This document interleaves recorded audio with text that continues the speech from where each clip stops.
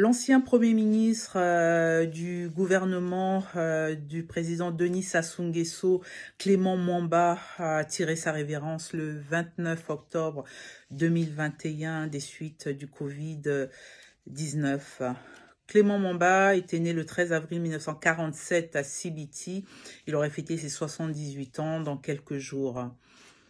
Que retiendra-t-on de ce grand homme commis de l'État, mal aimé et pourtant fervent patriote du pays? Il fut également un ancien militant central de l'UPADS puisqu'il a présidé en 2006 le grand congrès extraordinaire de l'UPADS. Sur l'homme et sa gouvernance, les avis sont mitigés. Du côté par la voix de la diaspora, de toute façon qui conteste la gouvernance du clan Sassou, et de l'autre côté des hommages tels que l'ancien ministre de la Justice Ouabari Mariotti, qui estime que Clément Mamba n'a pas pu mettre en œuvre sa politique économique dans un contexte assez difficile, opaque, pour pouvoir redresser le pays.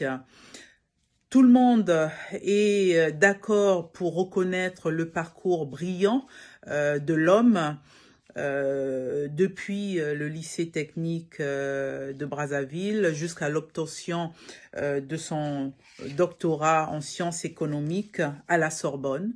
Il intègre en 1973 la BEAC, la Banque des États de l'Afrique centrale, au poste du directeur adjoint à Yaoundé. Il se fera donc remarquer par Denis Sassou Nguesso qui lui accède au pouvoir et c'est ainsi qu'il deviendra son conseiller financier et économique.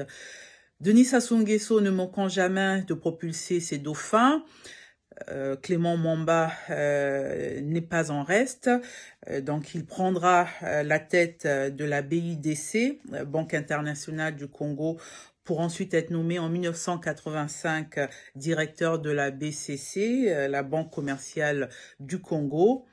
En 1992, il est élu député de Sibiti. Il rejoint le premier gouvernement formé par Pascal Lissouba au poste de ministre des Finances. Ensuite, il rentrera beaucoup plus tard dans le gouvernement du président Denis Sassou Nguesso le 16 avril 2016. Il sera donc le symbole de la nouvelle République et du gouvernement de rupture qu'a souhaité Denis Sassou Nguesso lors de sa réélection en 2016.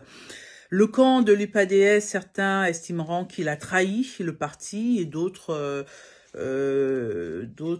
estiment tout simplement que c'est de la réelle politique. On lui impute des négociations opaques de la dette du Congo, creusant un gouffre financier sans précédent. Il n'avait pas été, semble-t-il, capable de contrôler les emprunts de la dette vis-à-vis des sociétés traders telles que Glencore, Trafigura ou encore UBA. Aussi, une partie des citoyens éclairés lui endosse la responsabilité des massacres survenus à l'encontre des populations du Poul, même s'il est reconnu par ses pairs en 2018 en recevant la prestigieuse distinction de docteur honoris causa pour la qualité de ses travaux et de son parcours.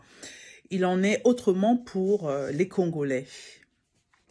Reconnu comme un travailleur chevronné, cela n'a pas suffi puisque son passage du chef du gouvernement entre 2016 et 2021 marque un échec cuisant des négociations avec le FMI, plongeant toujours un peu plus le peuple congolais dans un avenir incertain et souvent sans perspective pour la jeunesse. Son gouvernement est accusé alors de corruption, tous azimuts, de tout genre. Il devient la bête noire désignée qui signe des contrats opaques avec son allié la Chine, bradant ainsi le Congo.